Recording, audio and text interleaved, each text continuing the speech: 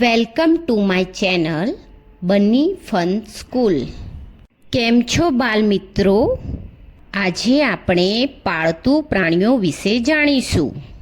ચાલો મજા સાથે પાળતુ પ્રાણીઓ ઓળખીએ અને તેમના નામ શીખીએ. આ છે બિલાડી. બિલાડીને ઇંગ્લિશમાં કેટ કહેવાય. જો બાળકો, આને બિલાડી કહેવાય. તે ખૂબ જ રમતિયાળ પ્રાણી છે. આ છે ઘોડો. ઘોડાને ઇંગ્લિશમાં હોર્સ કહેવાય. જો બાળકો, આને ઘોડો કહેવાય.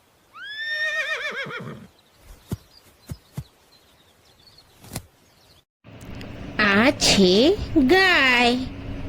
ગાયને ઇંગ્લિશમાં કાઉ કહેવાય.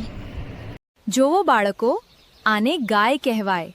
તે આપણને દૂધ આપે છે. ગાય એક પાલતુ પ્રાણી છે. આ છે ગધેડું. ગધેડુંને ઇંગ્લિશમાં ડોંકી કહેવાય. જોવો બાળકો, આને ગધેડું કહેવાય.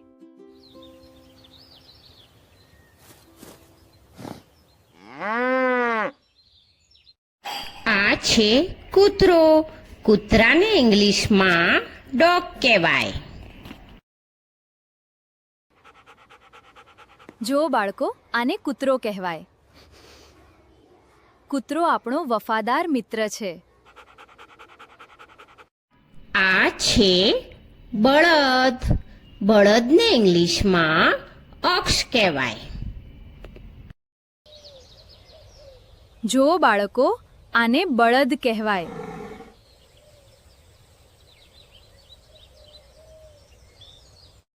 આ છે ભેંસ. ભેંસને ઇંગ્લિશમાં બફેલો કહેવાય. જો બાળકો, આને ભેંસ કહેવાય. ભેંસ આપણને દૂધ આપે છે. આ છે યાક. યાકને ઇંગ્લિશમાં યાક કહેવાય. જો બાળકો, આને યાક કહેવાય. યાક પર્વતીય પ્રદેશોમાં જોવા મળે છે. આ છે બકરી. બકરીને ઇંગ્લિશમાં ગોટ કહેવાય.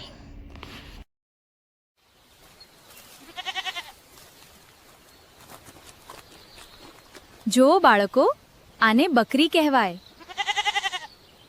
આ છે ભૂંડ. ભૂંડને ઇંગ્લિશમાં પીગ કહેવાય. જો બાળકો, આને ભૂંડ કહેવાય.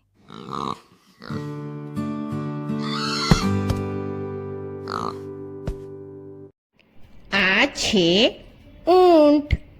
ઊંટને ઇંગ્લિશમાં કેમલ કહેવાય. જોવો બાળકો, આને ઊંટ કહેવાય. ઊંટ રણનું વહાણ કહેવાય છે. આ છે ઘેટું. ઘેટુંને ઇંગ્લિશમાં શીપ કહેવાય. જોવો બાળકો, આને ઘેટું કહેવાય. લાઈક, શેર એન્ડ સબસ્ક્રાઇબ કરો. બની fun school. Thanks for watching.